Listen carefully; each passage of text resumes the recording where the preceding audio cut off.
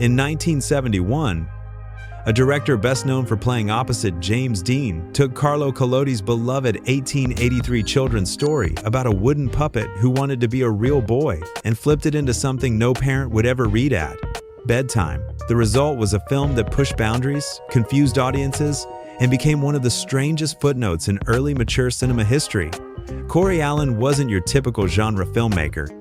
Born Alan Cohen in Cleveland in 1934, he had legitimate Hollywood credentials.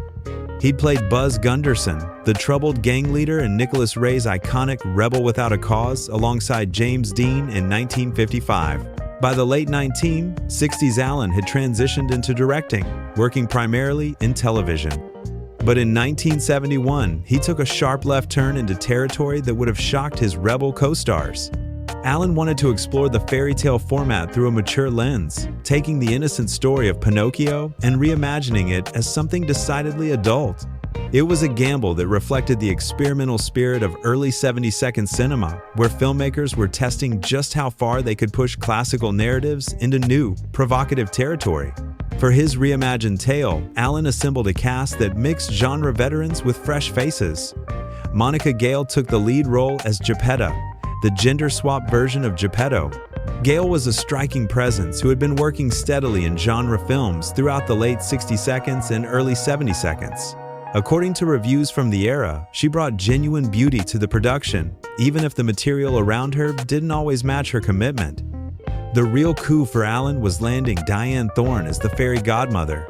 Thorne would go on to become infamous just 3 years later for another controversial role, but in 1971, she was still building her reputation. Her casting added legitimacy and star power to what was otherwise a relatively low-budget production. Alex Roman played the titular puppet-turned-man, though contemporary reviews noted he was somewhat bland in the role.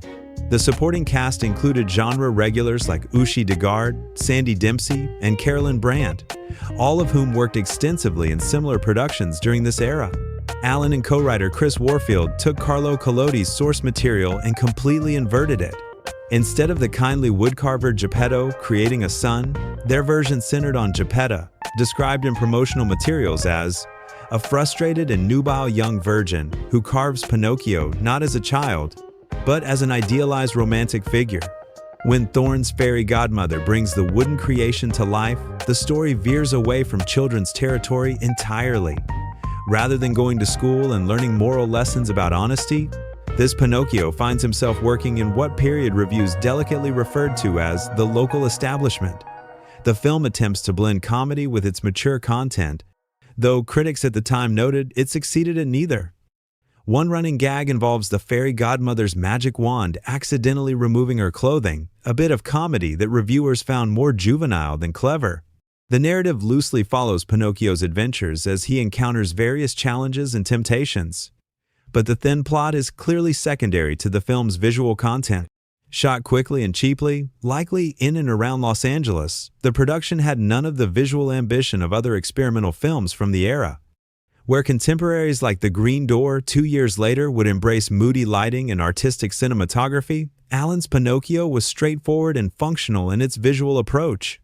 The film was originally released with an X rating, the standard designation for mature content before the NC-17 rating was introduced in 1990. To reach a wider audience, explicit content was later trimmed to secure an R rating, though this edited version reportedly made the pacing even more awkward, as the narrative was already thin to begin with. Allen served as director, writer, and overall creative force, but unlike his television work, the production lacked polish.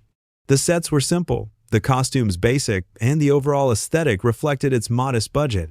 This was guerrilla filmmaking in the truest sense, made quickly to capitalize on the early 70 seconds wave of fairy tale reinterpretations aimed at adult audiences.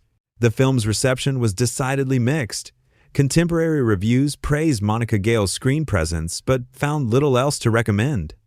One reviewer bluntly stated it represented the worst of both genres, mature content that isn't engaging and comedy that isn't funny. With a current IMDb rating of 3.7 out of 10, it's clear modern audiences haven't been much kinder. The film was also released under the alternate title, The Erotic Adventures of Pinocchio, a more explicit marketing approach that left no doubt about its content. Despite the provocative premise and recognizable source material, the film never achieved the cultural impact or commercial success of similar productions from the era. What's fascinating is the trajectory of its director.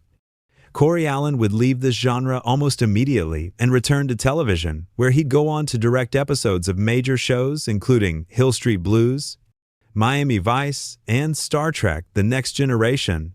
By the 1980s and 90s, he was a respected television director, and Pinocchio became a footnote most biographies mention only in passing. Pinocchio was part of a broader trend in early 70-seconds exploitation cinema. Filmmakers were taking beloved fairy tales and folk stories and reimagining them for adult audiences. The logic was simple: recognizable titles, built-in curiosity, and the shock value of subverting childhood nostalgia. However, not all of these adaptations were created equal.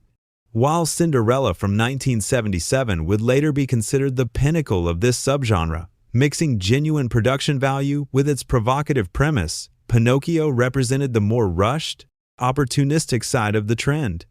It was a film made to capitalize on a concept rather than fully explore it. The cast, particularly Dyanne Thorne and Monica Gayle, deserved better material. Both actresses had screen presence and would prove their abilities in other projects. Here, they're working with a script that can't decide if it wants to be comedy, fantasy, or pure exploitation, and ultimately fails to commit to any single vision.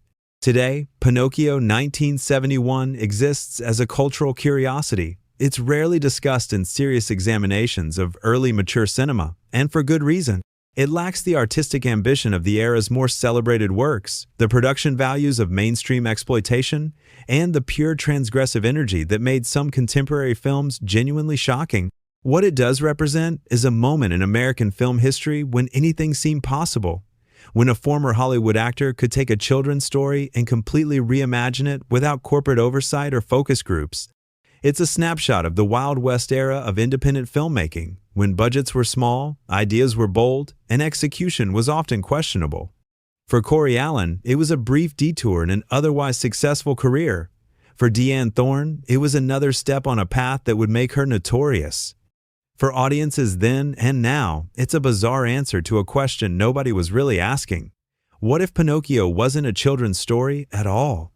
The 1971 Pinocchio isn't a lost masterpiece. It's not even a particularly good example of its genre, but it is undeniably a product of its time. A film that could only have been made during that brief window in early 70s cinema, when traditional boundaries were being tested and cultural icons were fair game for radical reinterpretation. Whether that makes it worth watching depends entirely on your tolerance for cheaply made curiosities and your interest in the odder corners of film history. Just don't expect the heartwarming tale of a puppet who wanted to be a real boy. This Pinocchio had very different goals in mind. And that's the strange, somewhat uncomfortable story of how a beloved children's character got one of cinema's most bewildering makeovers.